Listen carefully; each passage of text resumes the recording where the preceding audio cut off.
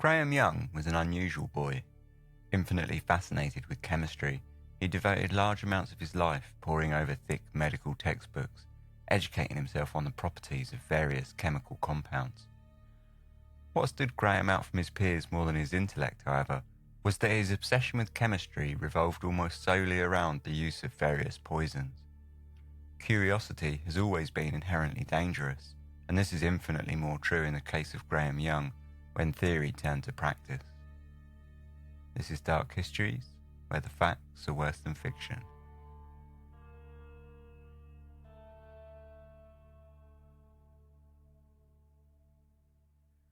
Hello, welcome to Dark Histories. I think this is Series 3, Episode 19 now.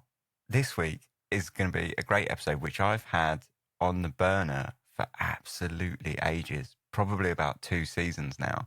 And an episode that I came across a film, which I will explain more about later, because it's definitely worth a watch. But it should be a great episode. So before we start, of course, I just want to say thank you to all the patrons and everyone who supports. And thank you very much to all the new patrons. We got Mickey, Vivia, Lindsay, Carl, Joanna, Lee, Benjamin, great name, Matthew and Helen.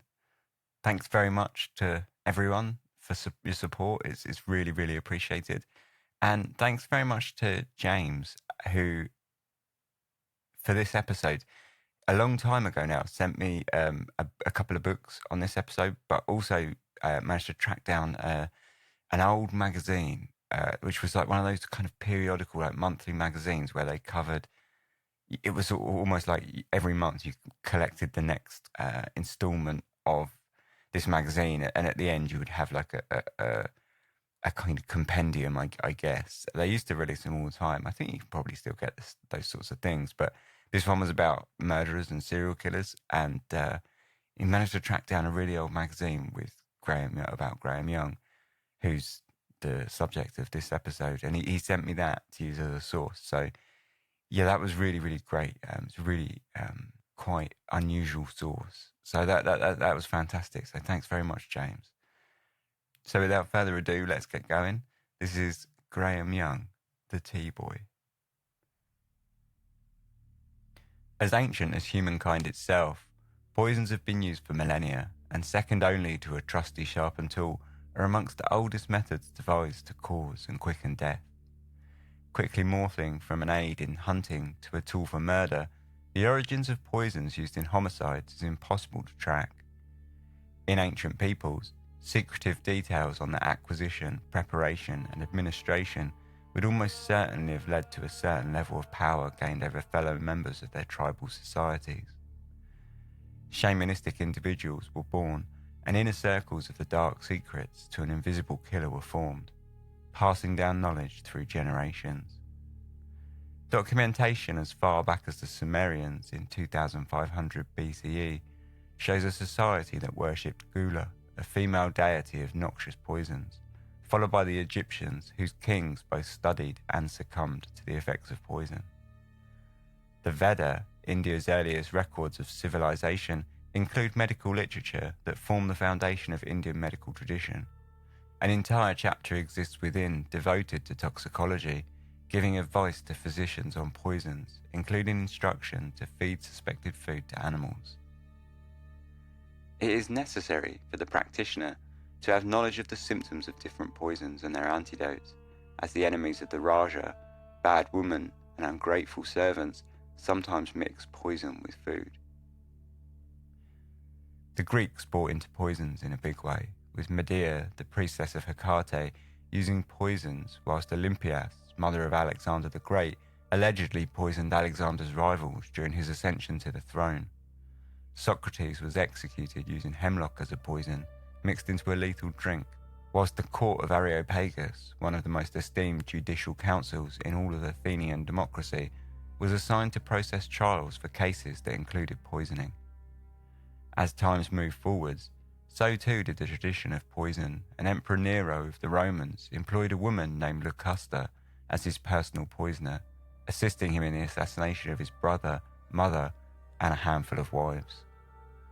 Poisoning using wolfsbane was so common an affair that the Emperor Trajan banned the growing of the plant in domestic gardens in an effort to stem the growing use of poisons for nefarious deeds, and in 82 BC, the first laws were drafted against the use of poisons in cases of murder.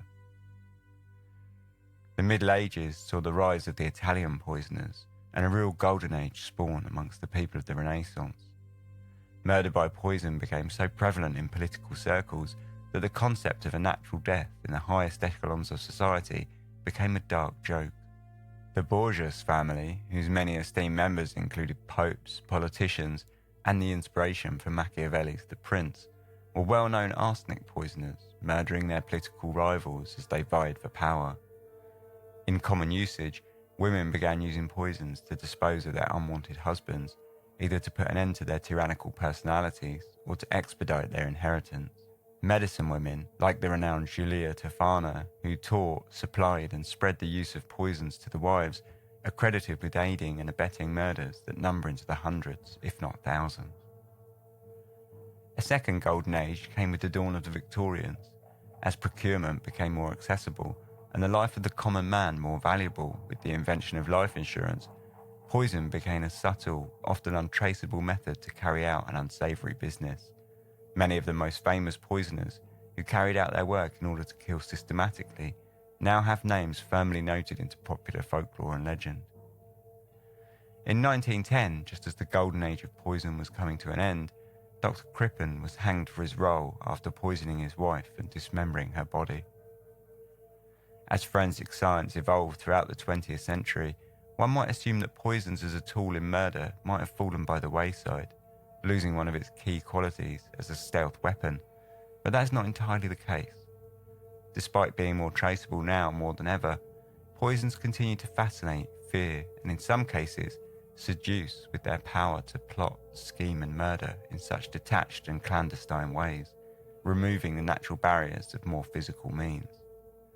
They are a great leveller, shifting power as the promise stokes fear and the practice meters out silent, often slow, and almost always painful death. And still this fascination continues today. With the invention of the dark web, poisons were quick to be included amongst the list of questionable items readily for sale. One individual who took an unhealthy interest in poisons was a young man named Graham Young, who took a hobbyist interest in chemistry and turned it into a psychopathic career of human experimentation. Graham Young was born in Neasden Hospital, North London, on the 7th of September 1947. He was the second child in his family. Winifred, his elder sister, was born 8 years prior in 1939.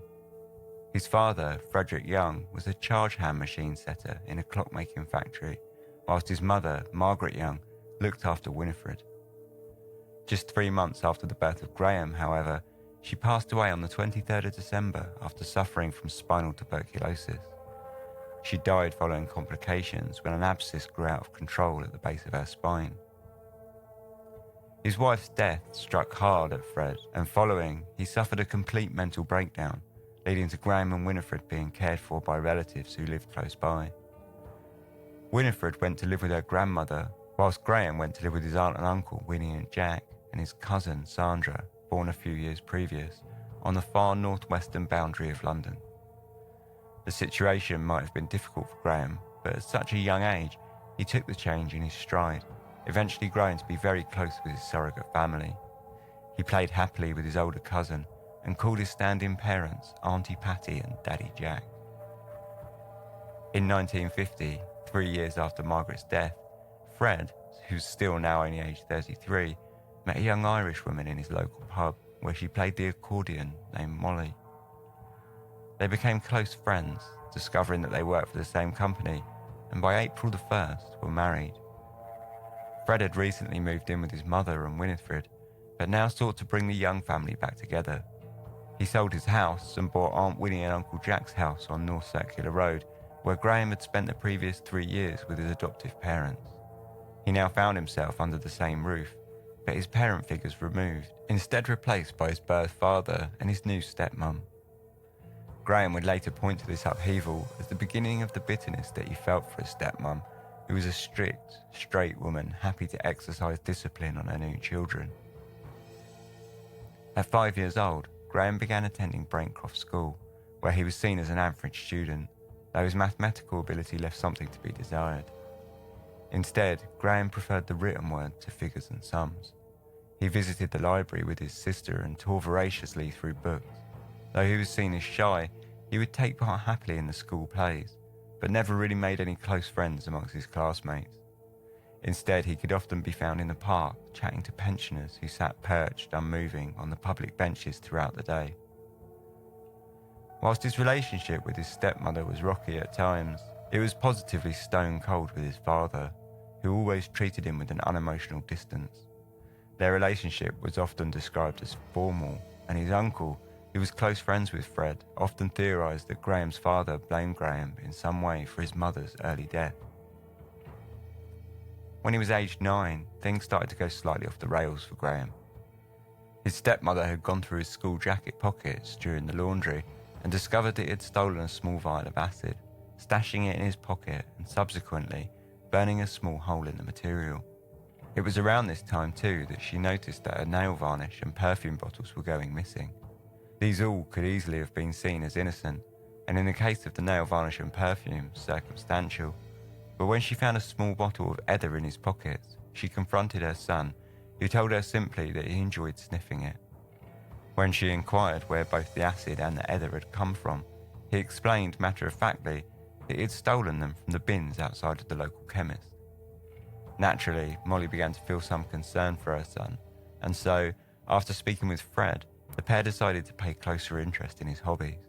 They soon found that outside of making model planes, his primary hobby was visiting the library and taking out books, spending the vast majority of his time reading. For most parents, this would come as some relief. However, the books that Graham was choosing to read were perhaps not quite the material that most would expect for a 9-year-old.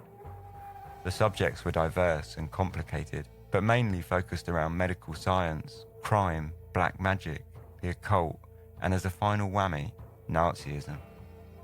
Molly visited the library to request they pay more mind to the books that Graham was borrowing. However, the librarian simply assured Mrs. Young that young boys were often interested in military affairs. Graham took this interest a little further than most, and when he found a swastika badge, he took to wearing it pinned proudly to his chest. This time, Fred approached his son to explain to him that the badge was inappropriate, but young Graham, whom Fred had no doubt hoped was being naively insensitive, debated the positive points of the Nazi war policies. With his parents taking an interest in his books, Graham would frequently tell them all about the history of the Second World War, with a particular focus on the Third Reich. At 11 years old, Graham took his 11+ exams, a series of tests that signalled the end of junior education and paved the way for a student's future. Upon successfully completing this landmark, Fred bought Graham a chemistry set in celebration, choosing to attempt to foster Graham's interest in science rather than push against it. Chemistry was, after all, a potentially good career for a young man with a working-class upbringing. This indulgence did not go amiss, and Graham instantly set about creating experiments in his bedroom, poisoning mice. After he started attending John Kelly Secondary School in Willesden, he took one of the mice home from science class to perform a forensic autopsy. However, Molly quickly put a stop to the proceedings, demanding he throw the dead creature away. The next morning, she woke to find a sketch drawn by Graham left on the kitchen table of a headstone with the inscription, "In hateful memory, Molly Young, RIP." A week later, she found a small wax doll in his pocket stuck with pins. At school, Graham was performing in much the same way as he had throughout his junior education. He was seen by most teachers as an average student, though he was excelling in science, where he was quickly put into the A stream, a now defunct term that was essentially a class reserved for the most promising children in each subject. One big change had taken place though. For the first time in his life, Graham had made friends his own age. Chris Williams and Clive Krieger were two other boys from the Science A stream, and Graham enjoyed their company. They never challenged him during his long diatribes about medical science and the Nazis during lunch break, and they called him the Mad Professor, which he liked. Whilst his medical interests continued to seem strange to his parents, they did seem equally impressive. Graham had by now adopted a party trick, taking it upon himself to diagnose illnesses for family and friends, suggesting courses of medications and explaining possible side effects, which, whilst unusual, did have its uses. All the time he spoke to them on their aches and pains, he would use long, archaic medical terminology and over-explain origins, going off on indecipherable tangents. In 1960, at the age of 12, one of Graham's favourite books was published, Poisoner in the Dock, 12 Studies in Poisoning, by John Rowland. It was a compendium of famous poisoners and the details of their cases, his particular favourite being that of Dr. Edward William Pritchard, who had poisoned his wife and mother-in-law in 1865 with antimony potassium nitrate. This compound sparked a specific interest in Graham that burned within him, eventually leading him to walk into the chemist in Neasden in order to purchase his own. At the age of 13, he was far under the legal age for purchasing restricted poisons, and Rees, the chemist's owner, questioned him heavily on the substance's intended purpose. Graham had expected this difficulty, however, and he prepared well, launching into an enthusiastic explanation for the experiments that he had designed which called for the chemical's use. By the time he was done, Rees sold him 25 grams of antimony, pushing the register over the counter for Graham to sign, which he did with the name M.E. Evans and giving a false address. When the police asked him later why he had sold the poison to a boy clearly so underage, he confessed, "I was convinced by his knowledge that he was older than he appeared."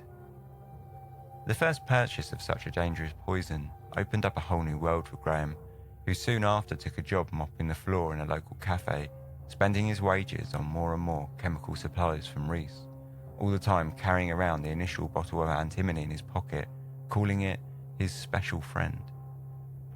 He told his school friends Krieger and Williams that he wanted to become a famous poisoner. The pair just assumed it was all part of Graham's dark humour.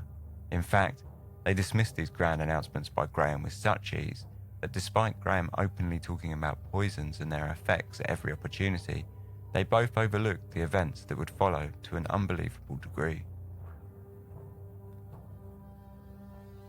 At school, the relationship with his two friends had started to grow a little less stable. Chris Williams had started to hang out with a different boy, and when Graham noticed the two walking together at lunch, he grew angry toward Williams, challenging him to a fight. Graham, slightly out of shape and relatively weak, promptly got opened up by Williams. The fight ended before it started, with Graham sitting in the dirt, humiliated. The following Monday, 1 week later, Williams was sent home from school after vomiting violently, and though his recovery was relatively quick, he soon fell ill again just days after his return. He had not paid it any mind at the time, but on both occasions he had skipped school dinner at lunch and instead shared Graham's sandwiches, which he had gladly offered up to his dear friend. These bouts of illnesses continued throughout the school year, and all the time Graham offered up medical advice gladly to his ailing friend. On a trip to London Zoo in the spring of 1961, Graham even offered Williams a bottle of lemonade that he told him he had treated with a special powder, which would, Graham assured him, help to settle his troubled stomach. By the same afternoon, Williams was hunched over, throwing up outside the tube station, and had to spend the next few days back in bed again, recovering from the mystery reoccurring bug.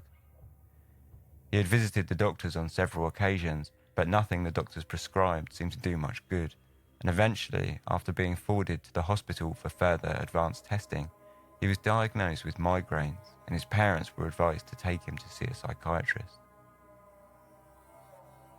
1961 had been a difficult year for Graham at home. His stepmom had gone through his room and found his stash of antimony, and so Graham knew that he could no longer study his poisons in the house. He took to spending his time reading in the park and holding up in his laboratory, a small shed on the allotment nearby. His recent experiments had been in bomb making, which were essentially glorified fireworks. Graham would buy regular fireworks, tear them apart and repackage them into even larger configurations, until one day he had a small accident which blew up half the shed, including much of his poison stash. The police were called and investigated the scene, but never linked it to Graham, and though they found traces of the poisons, put them down to being used agriculturally as pesticides. Restocking was another problem. When Molly had found the antimony in his room, she had taken it upon herself to visit Reese's chemist and explain that Graham was only 13 years old and that he should no longer sell poisons to him. With his story blown, Graham could no longer buy his supplies with ease. It was a problem that he could easily solve. He simply found a new chemist, run by Edgar Davies, and bought from there instead, using exactly the same tactic as he had with Reese to convince him he was of age. He used the same false name of M.E. Evans and the same false address once again, and happily walked out of the chemist carrying his new stock of deadly chemicals. As the winter of 1961 blew in across London, the young family fell ill to what was assumed to be a stomach bug. Molly, Fred and Winnie all came down with illness, though seemed to recover quickly enough, except Molly, whose suffering was more prolonged than the rest of the family. Even Graham fell ill at one point, throwing up on the doorstep of his aunt and uncle's house. Throughout his stepmother's illness, Graham collected her medications from the chemist and helped in its administering, as well as suggesting various remedies which might perk her up. September saw his 14th birthday, which he celebrated by poisoning his sister's morning tea with deadly nightshade extract. Winifred had been sent home from work after falling ill and visited the hospital where doctors scratched their heads, explaining that she seemed to be suffering from the symptoms of belladonna poisoning. As the winter drew colder, Molly Young's condition continued to descend, whilst those around her began to worry. She was only 38 years old, but she looked far beyond her years. Winifred described her as wasting away before our eyes. This decline continued for months, and by April of 1962 she was admitted to Willesden Hospital with severe body pains and numb limbs. On the evening of the 21st of April, she passed away in a hospital bed, with a pathologist signing her death certificate with the prolapse of her cervical disc. Graham himself pointed out that this did not seem to account for her symptoms. Whilst consoling his father, he heavily recommended that her body should be cremated, which his father apathetically arranged for the 26th of April. As it turned out, Graham had been feeding Molly small doses of antimony for over a year. He had intentionally kept the dosage low to maintain a constant sickness without killing her. However, he had fed her so much that over the time she had built up an immunity. Graham had in fact figured this out, and so he administered a fatal dose of thallium, concluding his experiment. He used enough thallium in his final dosage to kill 12 people. During the wake at the funeral, his Uncle John fell ill after eating one of the sandwiches from the buffet. Graham apparently just couldn't help himself. Once more, Fred Young found himself a widow, and once again he took the situation hard. On Sundays, he would visit the pub, taking Graham with him and consoling himself in a few beers. His hangovers were incredibly violent, considering he only drank a few ales, but he didn't give it too much thought, even after they had gotten so bad that he had to visit the hospital as the pains in his stomach were so severe. During his stay, doctors tested him for both antimony and thallium poisoning, but found no traces of either, which Graham was fairly shocked by. He took it upon himself to explain to the doctors how one could distinguish between the two poisons' effects and how to properly test for them. Not everyone surrounding Graham were quite so naive as to the uncanny coincidence that seemed to surround him. Wherever he was, it seemed, people always fell ill. His Aunt Winnie confronted Graham outright, asking if he was poisoning his family, though he flatly denied it. William Krieger, his school friend, who he had been poisoning for over a year, was also suspicious. He was finally putting two and two together and told his parents of his suspicions, who agreed, but were concerned that they couldn't raise them to the police without any evidence. It wasn't until the following week, in the spring of 1962, that Graham's science teacher, who had noticed Graham bringing poisons into the school's lab to analyse, decided to check through his desk, where he discovered a scribbled medley of poems in his notebook, all written as odes to various poisons, along with a drawing of poisoners and essays on Dr. Crippen. This would likely alarm any teacher by itself. However, it was the presence of actual poison stored in vials in his school desk that sealed the deal. He visited the headmaster, explaining all that he had found, and both visited a local doctor, where they spoke of the illnesses that surrounded Graham and his family. The three men were, by now, incredibly suspicious, and convinced that Graham had been involved in something very dark indeed, but with no evidence, felt they were hopelessly drawn into a dead end. Working together, they devised a plan to attempt to eke out information from Graham himself, and as such, they decided to set up a mock careers interview for him. The careers officer that met with Graham was in fact a psychiatrist that they had briefed previously. Straight out of the gate, the careers officer asked Graham what his interests were, and when he enthusiastically replied, speaking about chemistry, the officer appealed to his ego by suggesting he might be a fit candidate for university. Graham continued on, reassuring the officer that he indeed was bright enough, and he expelled a huge volley of information on poisons and their uses. Hearing enough, Mr. Hughes, the science teacher, and the school's headmaster instantly went to the police. Their earlier concerns for lack of evidence need not have worried them, as the story appealed to the police, who went to Graham's home and raided his room. Inside, they found a stash of poisons, including antimony, thallium, digitalis, ironine, atropine, and barium chloride. That evening, they caught up with Graham at his aunt's house, where they promptly arrested him on suspicion of malicious administration of poisons and took him to nearby Holden police station. Graham was an easy suspect, and he quickly gave a full written confession, at least as full as he felt was appropriate. I have been interested in poisons, their properties and effects, since I was about 11. I tried out one of them on my friend, Chris Williams. I gave him 2 or 3 grains at school. I think it was probably on a cream biscuit or cake.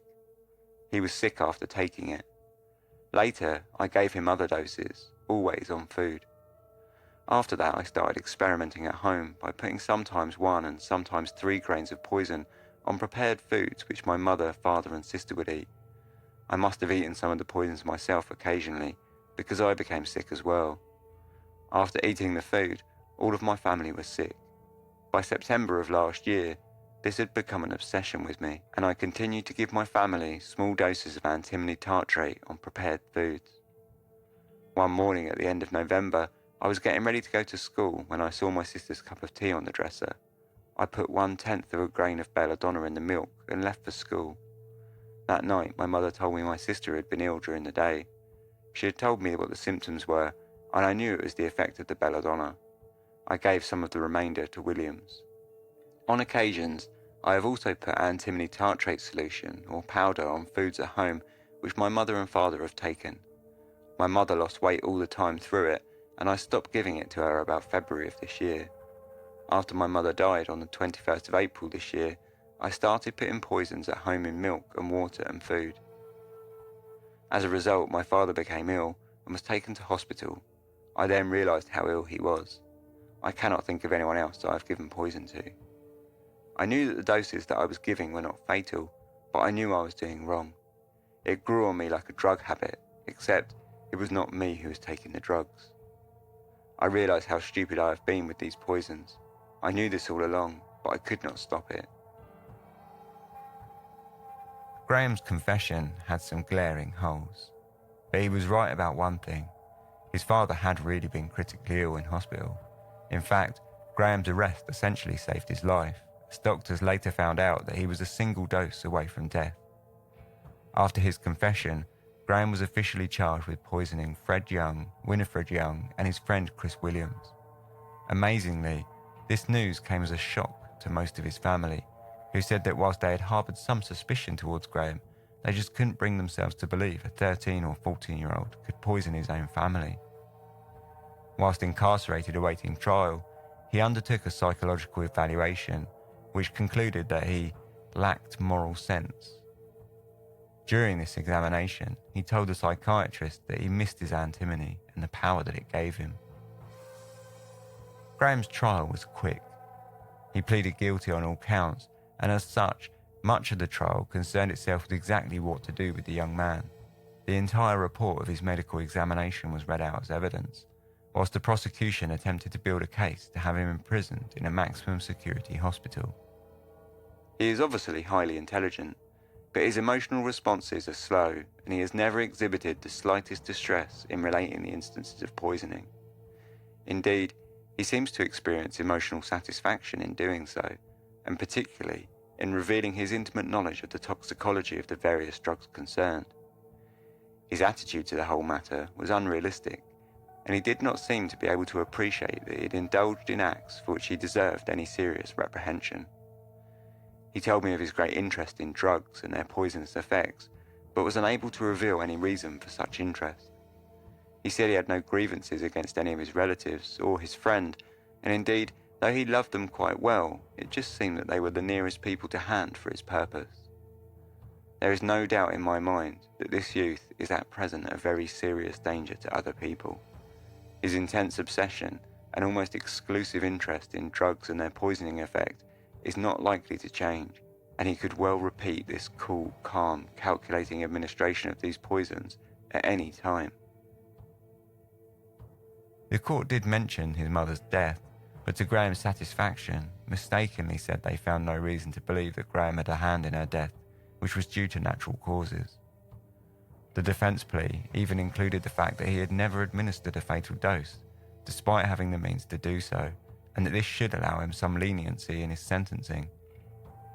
Finally, it was decided that he should serve a 15-year sentence in Broadmoor, a maximum security hospital for the criminally insane.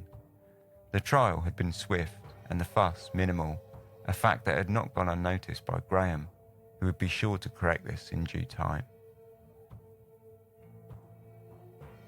Despite its high walls and domineering silhouette, Broadmoor is assuredly a purpose-built hospital rather than prison. Opening in 1863 as the Broadmoor Criminal Lunatic Asylum, its colourful existence has seen the hospital serve as a Victorian lunatic asylum, a prisoner of war camp for mentally ill German soldiers during the First World War, and finally morphing into its form as a hospital for mentally ill offenders in 1948, which saw its administration taken over by the Department of Health rather than the Home Office.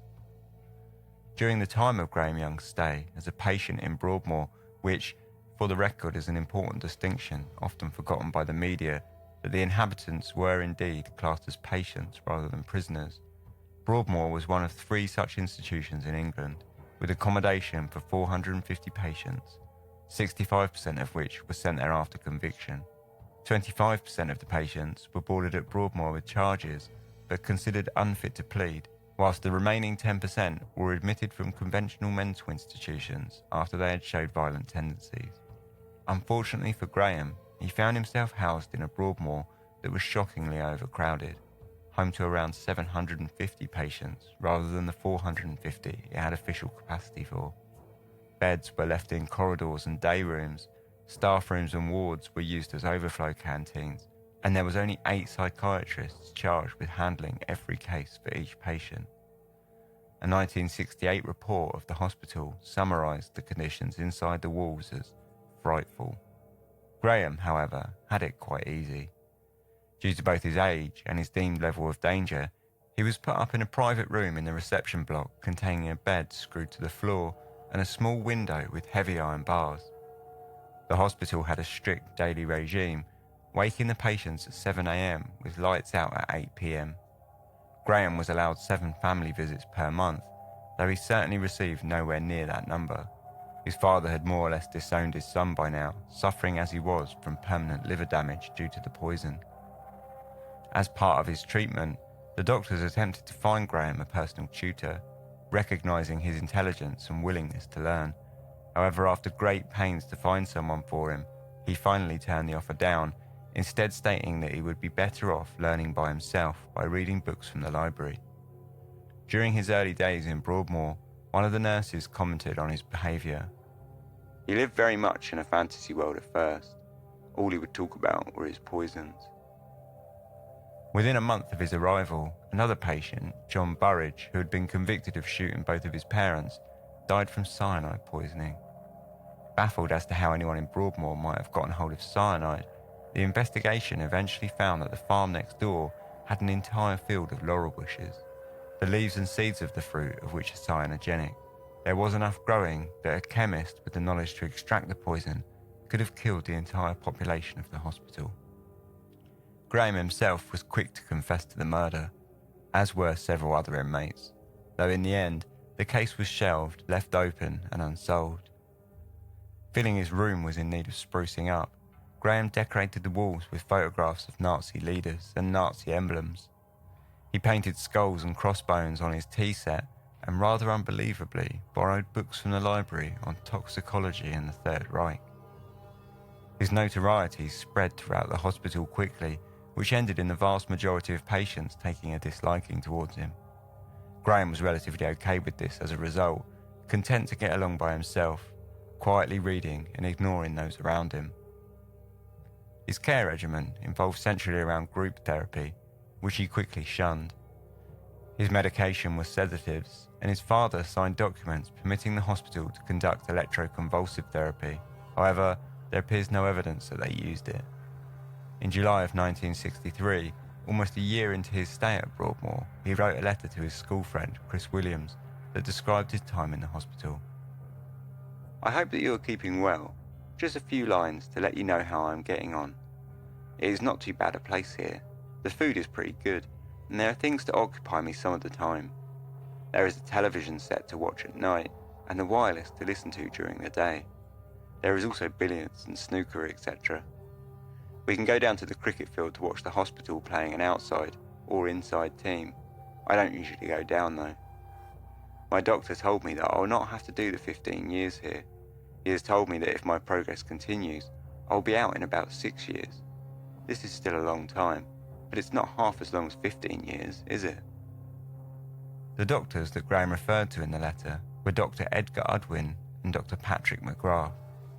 Dr. McGrath was in fact the head of the entire hospital, and as such had a hand in every case. However, he took a special interest in Graham Young. Although there were 2 more incidents involving Graham, the first a hashed attempt at poisoning the large communal vat of tea with sugar soap, and the second an attempt at poisoning tea with Harpic cleaner, Graham soon cottoned on to the fact that if he was to get out as early as his doctors had suggested, he needed to start behaving himself and dealing with his impulsive need to poison the entire hospital.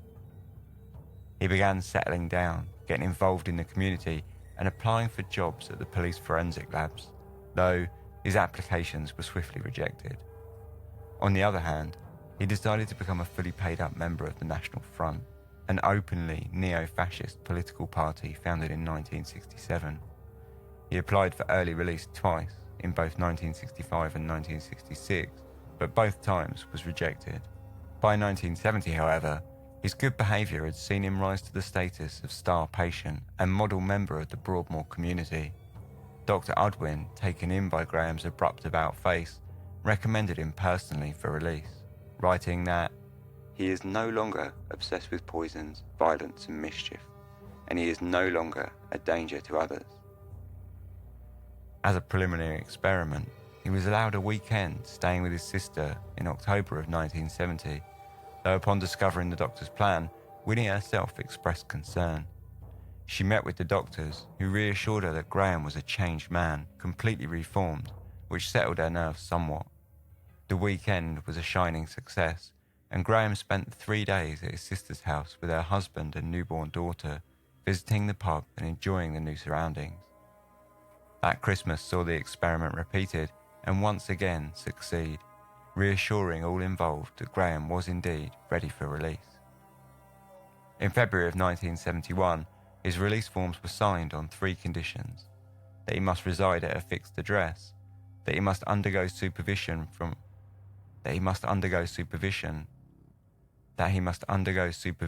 a probation officer, and that he must regularly attend a psychiatric outpatient clinic.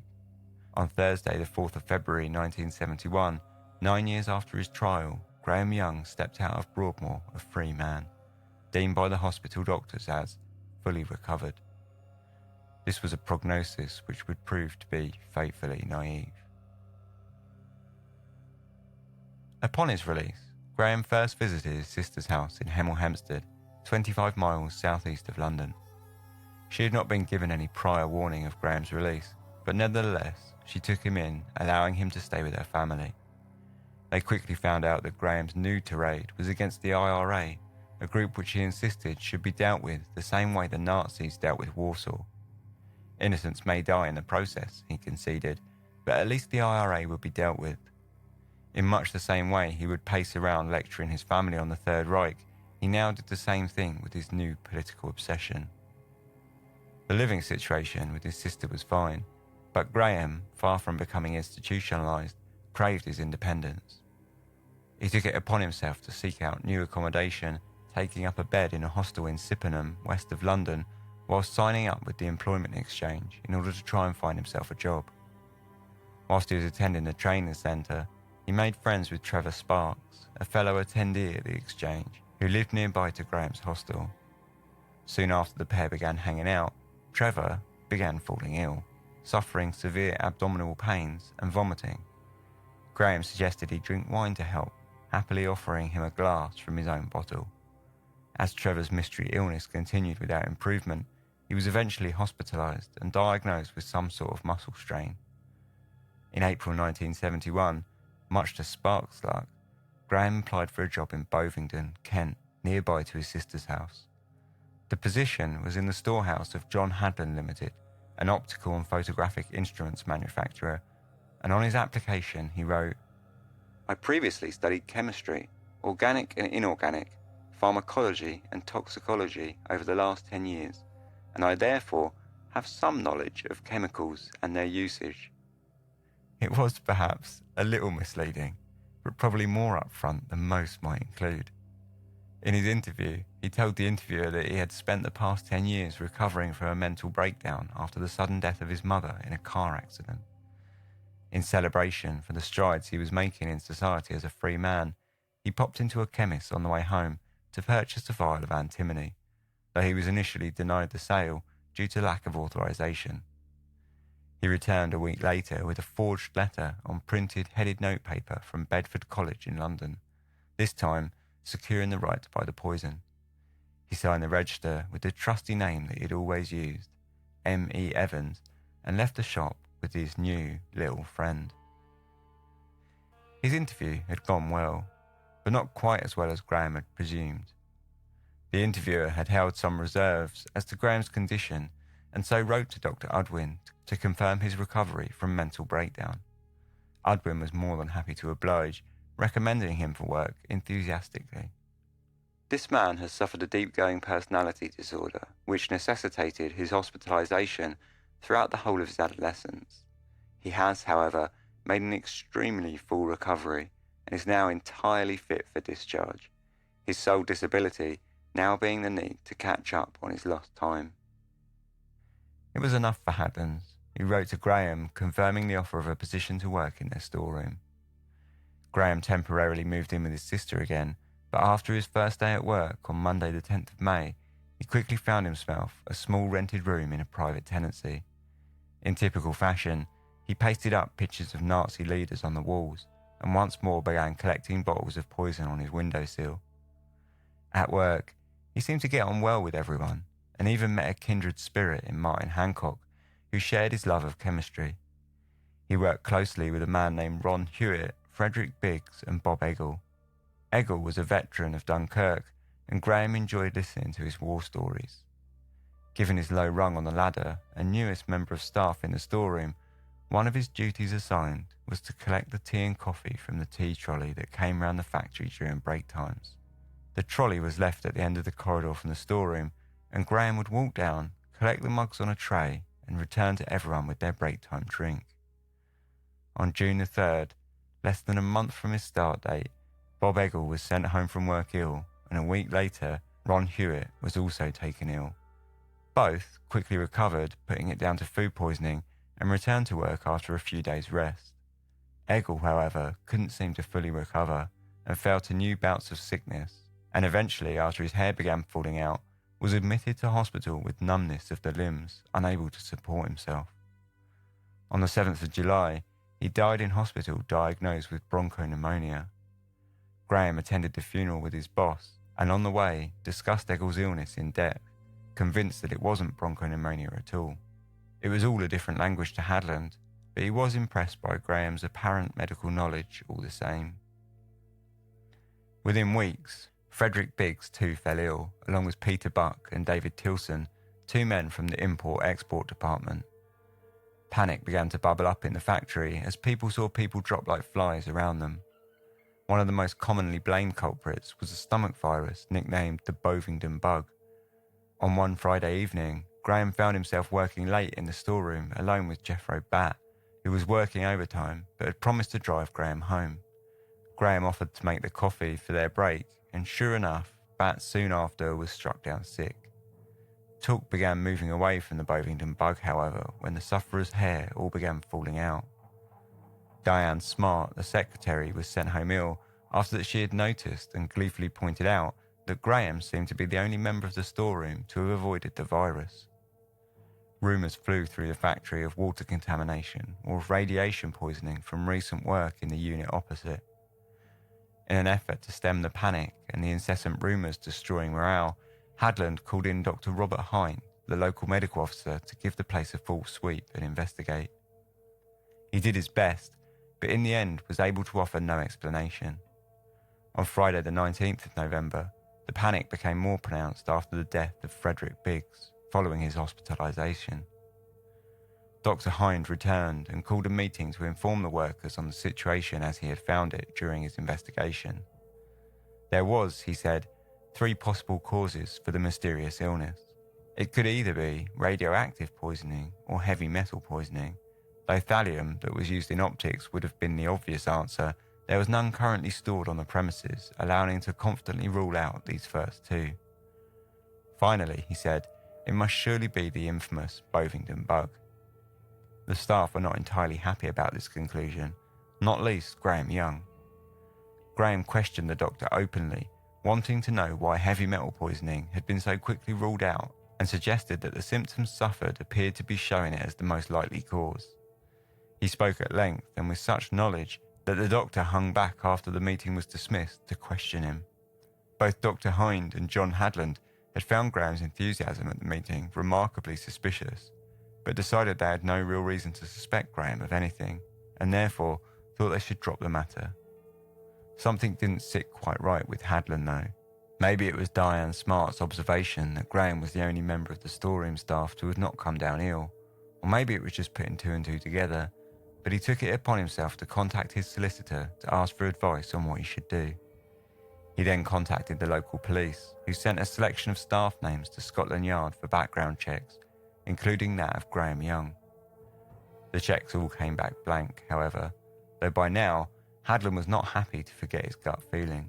He asked the police to double-check Graham's name, which they did, and soon discovered that he had been a patient in Broadmoor for carrying out several poisons. On the evening of the 21st of November, police officers were dispatched from Hemel Hempstead to track down Graham, and though he wasn't at home when they turned up to his rented property, they let themselves into his room. What they found inside was quite a shock. With the freedom and independence of his own room, Graham had decorated the walls full of Nazi militaria, along with sketches of skulls and crossbones and people screaming in pain, holding hair in their hands. On the shelves and windowsills, they found a sample tube containing 17.81 milligrams of thallium acetate, a sample tube with a mix of 415 milligrams of thallium and aspirin, and a bottle containing 32.3 grams of antimony, 2,000 times the amount required for a fatal dose. In his jacket pocket, they found a further small vial of thallium, enough for a fatal dose. Under the bed, they found a notebook marked a student officer's casebook, which, upon opening it, was a diary written by Graham that appeared to detail his various poisonings at the optics factory. Through either laziness or a remarkable display of foresight, Graham had named his victims only by a single initial. 21st of October. I feel rather ashamed of my action in harming Jay.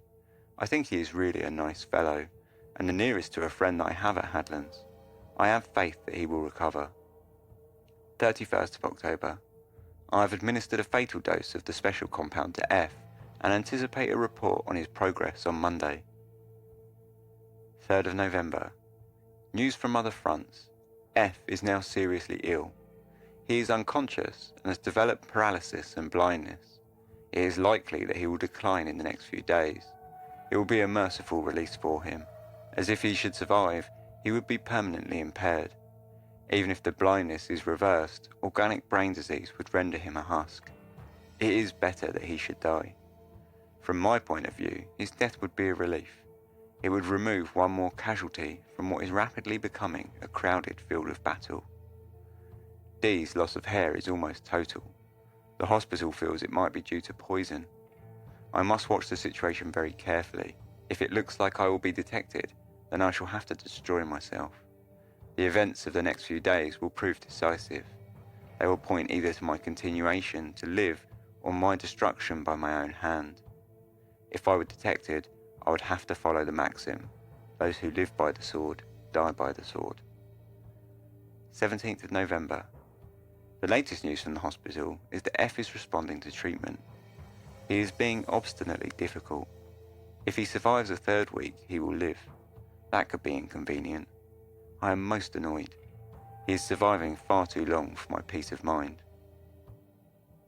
F, it turned out, was Frederick Biggs, who died 3 days later after this entry.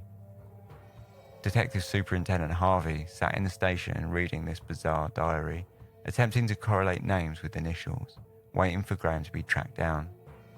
As it happened, Graham was visiting his father, and when the police knocked on the front door to inquire after his whereabouts, he gladly stepped aside to reveal Graham in the kitchen. As he was taken out to the squad car, Graham asked the arresting officer, "Which one are you doing me for?" He was taken to Sheerness Station, where he was collected by Chief Inspector Kirkpatrick and taken back to Hemel Hempstead Station. During the journey, Graham spoke openly with Kirkpatrick about the poisoning, intentionally keeping exact details vague, knowing that everything he told him would be useless as evidence. When he was asked for more details on his victims, he told the officer, "The whole story is too terrible. You would be disgusted and amazed." The pair arrived back at Hemel Hempstead Station at almost 7 a.m, by which time Harvey had read the entire diary and now wanted answers from Graham on who the initials were. Graham insisted, however, that the whole thing was merely a work of fiction. He pressed the police that he had no motive and that no one even knew the names of the poisons he was supposed to have used. The next evening, however, he began to open up. He told the questioning officers of his mother's murder and boasted of how he had gotten away with the perfect crime.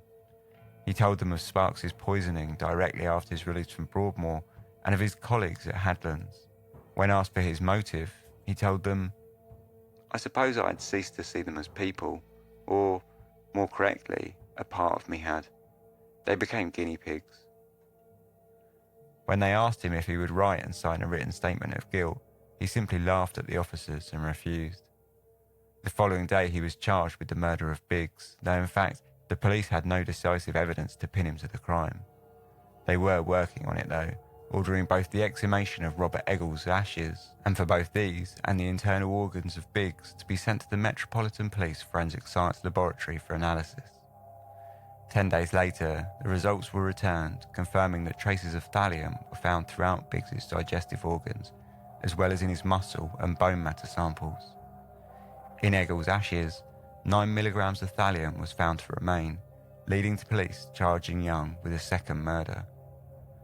On the 4th of December, he was further charged with GBH by the administration of poison on Diane Smart, Peter Buck, Ronald Hewitt and Trevor Sparks, and he was transferred to Brixton Prison, where he was kept in the sick wing to keep him away from other prisoners due to the threat that he caused others.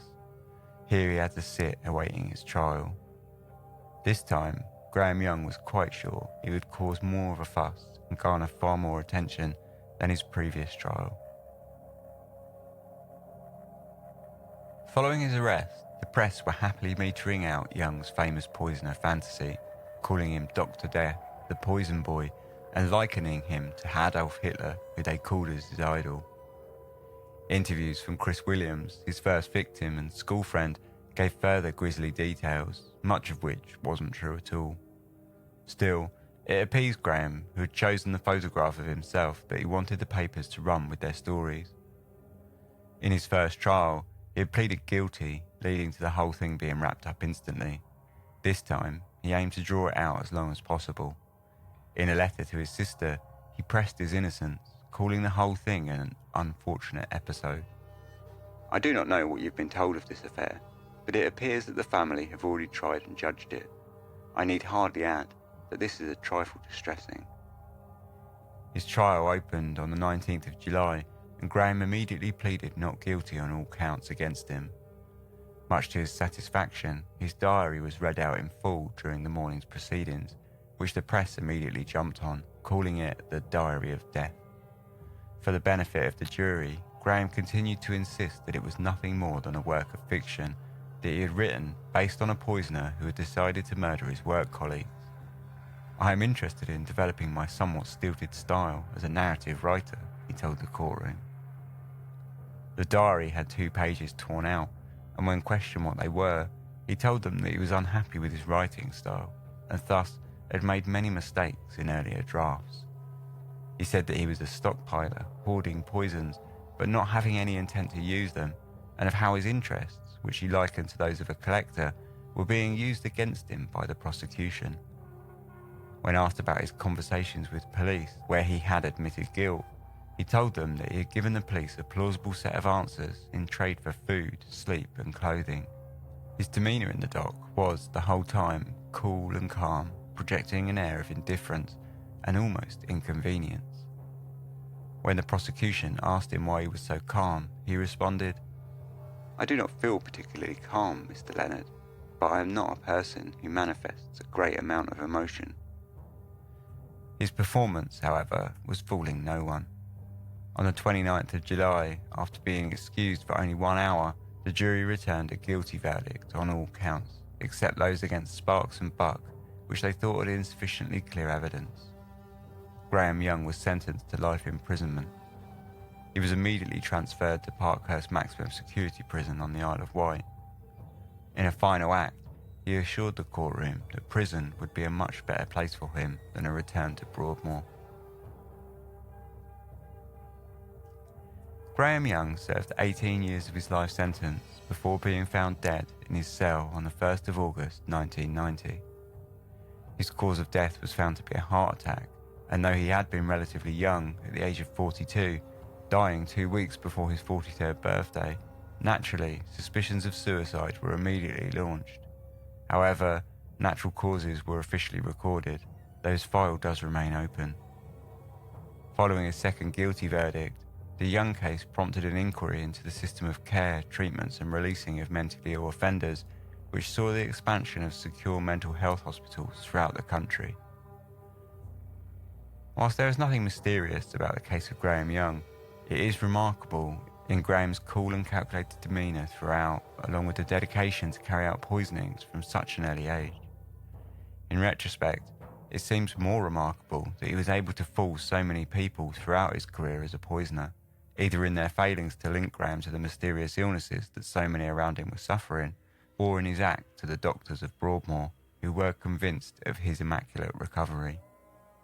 In a later interview, Mr. Foster, the man who had interviewed him for his job at Hadlands, remarked after the fact that the only strange thing about him was that he seemed to be content with a job that would provide little exercise for his apparent intellect. One of the only people who seemed to be able to see through Graham's outward demeanour was, ironically, Dr. Fish, one of the first doctors to examine him during his first trial. From the very outset, Dr. Fish insisted that Graham was dangerous and that he would be intent to returning to his poisoning behaviours as soon as he possibly could. Upon hearing about Graham's second bout of poisonings, he said simply, "I am not surprised. I am no prophet, but I thought he would remain a permanent danger to the public for the remainder of his life."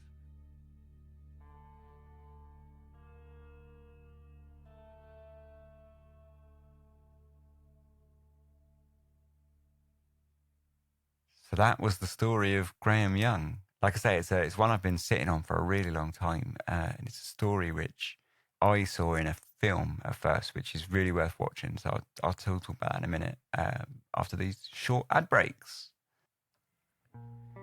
Thanks for listening to Dark Histories. This podcast is entirely independent and funded by myself and listener support. So in order to do that, I need to run a few ads. Our long-time advertising partner is Audible, and the reason I've stuck with them for so long is that they offer a service that I actually use and enjoy myself. And I do think it actually offers value to people like myself who enjoy podcasts. If you're unaware of what Audible is, it's an audiobook subscription service which charges a monthly fee in return for 1 credit, which you're free to spend on any audiobook you like. The catalogue is huge, multilingual, and covers everything from fiction to a series of lectures. They have an iOS, Android, and web app, and if you use more than one, they all sync up together so that you can listen on any of your devices without having to skip about. If you ever feel like you want to take a break from the subscription, you can do so, and you get to keep all your previously bought books. And when you get into a drought, you can just fire it up again and start gaining credits seamlessly. Some of my favourite books on there to date are The Complete Sherlock Holmes, which is read by Stephen Fry. And they've also got the original Exorcist book and just a huge history back catalogue. And I've really enjoyed all of those, basically. So if this sounds like something you might be interested in, head over to audible.com/dark histories, and that's dark histories all one word. And you can start a free trial that offers a monthly subscription with 1 free credit so that you can instantly pick an audiobook of your choice. If at the end of the trial you feel like it's not really for you, you can just cancel it and it's cost you nothing and you get to keep your free book. So once again, that's audible.com/dark histories, or you can find the link in the show notes. So earlier I mentioned listener support, and there are a ton of ways that you can get involved and support Dark Histories. The main way is to become a Patreon patron. If you listen to a lot of podcasts, I'm sure you're familiar by now, but for those not so much, Patreon is a way to make a monthly pledge in return for some small perks. On the Dark Histories Patreon, I set my pledges as low as I can, really, with options for $1, $3, and $5 per month. And for that, you gain things like early access episodes without these horrible ads, PDF notes, and resources that I make and find during my research for each episode. There's also access to the live stream archives and more. So if you enjoy the show and you think it's worth it to you, hop over to darkhistories.com and you can find all the ways that you can support, including our Patreon, or just check out the links in the show notes. If none of that appeals, then sharing it around with all your friends and family is equally as helpful and just as much appreciated. So if you're here, then thanks so much for not skipping the ads with that 30-second skip button and giving my hard sell a listen. I'll let you get back to the episode. Cheers.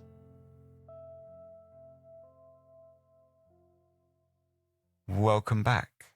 So Graham Young, I first heard about it in a film called The Young Poisoner's Handbook, which is really not a very well-known film. It was released in 1995, and it's like a British independent black comedy.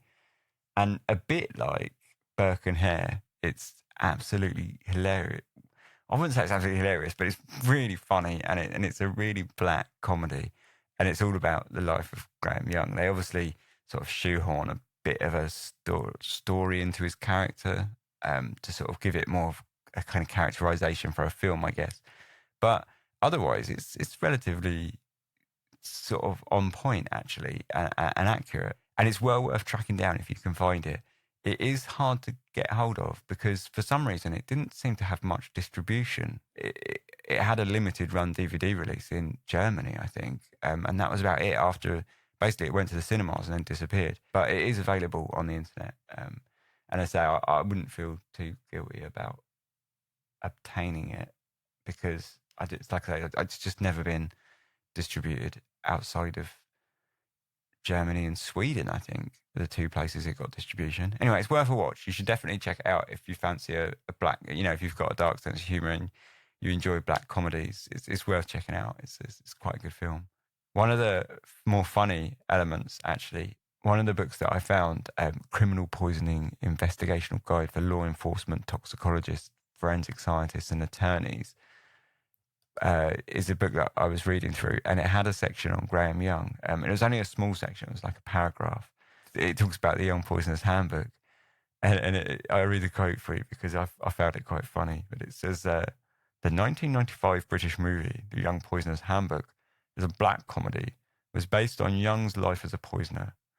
It is unlikely, however, that most homicide investigators would find the film humorous. It's just like the stuffiest quote ever. You just say, "Oh, come on, mate, like lighten up. It's a film. It's meant to be funny. Just watch it." It's what I can't work out is if he is saying that he has no sense of humor, or if other homicide investigators perhaps don't have a sense of humor. I don't know. If it depends on the way you read it, I suppose. But I did find that quite funny. You're unlikely to find it humorous. Blah, blah, blah. Blah, blah, blah. It just made me laugh. Anyway, so on the actual case, like one of the things that I found interesting was I found in that same book actually the author addressed the idea that women are more often poisoners in history than men, which is something that I always sort of assumed was probably true, because you just sort of hear it, don't you? You hear that women would the majority of poisoners have been women or whatever. In fact, it's not true at all. And it works out that he actually has the stats. So 1,026 cases that are known and documented, 45% of the poisoners were male, 39% were female, and 16% were unknown. So, yeah, it turns out that that's actually a total myth and not true at all, which I thought was quite interesting, and I thought was just worth checking out as a little fact, I guess. But it does point out that these are 1,026 convicted cases, and so that there are some cases that maybe just what didn't go through the trial system. So the results, whilst they show convictions, they don't. Maybe all these. Maybe the myth is true, and the women that were poisoning people were just really good at it. But yeah, it's an interesting stat anyway, and I just thought it was, it showed that perhaps that myth isn't true, which I thought was interesting. So anyway, yeah, Graham Young, what an absolute psychopath. He's, I think, probably the most detached sort of psychopathic person that we've covered on Dark Histories, as far as I can sort of tell. He just seems so cold. I mean, we've definitely covered a few psychopaths on Dark Histories, but Graham Young, to me, just seems so detached and so cold. And from such an early age, like at 9 years old, he's obsessed with Nazis, wearing swastika badges and talking about wanting to become a famous poisoner, which is an interesting idea in that people are not born murderers, they become murderers, or there is, I suppose, that question, nature versus nurture kind of thing. Are people born murderers, or is it something that they become over time? But at 9 years old, you feel like he didn't have much time to become a murderer. I mean, I suppose he was exposing himself to materials in the books that he was reading that kind of stoked the interest. But at such an early age, you just wonder. I don't know, because I still think it's nurture rather than nature, but I found that interesting, that at such a young age, Graham Young was so obsessed on murdering people. Sadly, I guess, you could say sadly for him. I mean, I think he was a pretty nasty, brutal piece of work, to be honest, but you could say that sadly for him, he does seem to be driven by an obsession that he couldn't control, because when he went to Broadmoor, he was poisoning people in really crass ways, sort of just dumping sugar soap into a vat of tea. When you look at his other murders, they were very calculated, metering out small dosages, and correct dosages to people so that he could kind of control everything about what was going on. But in this case, he just dumped a whole vat of sugar soap into a vat of tea. He became quite crass in his attempts to poison people, but it just goes to show that I think he was really obsessed. Although you could say, how did he pack it in if he did pack it in? Because, like I say, he wanted to get out of Broadmoor, and so he quickly started behaving well then for quite a few years. So was his obsession actually driving him, or was he just a nasty, nasty piece of work? I don't know. It's hard to tell, isn't it? But, you can assume that at least an element of it was his obsession that was driving him. It's quite sad in a way. But like I say, I do think, actually, when it comes down to it, he knew what he was doing, and I think he could have stopped if he really wanted to. I think he could have controlled himself. I think he chose not to control himself and allow himself to poison everyone that he possibly could. So yeah, it's an interesting story with Graham Young. So yeah, that's pretty much that episode. There's not too much for me to talk about here. I mean, you've sort of just heard it all. So I'm going to leave that one there for now. and let you guys get on with your day. Thanks very much for listening. If you would like to contact me, you can do so various different ways. If you go to darkhistories.com, check out the links in the show notes.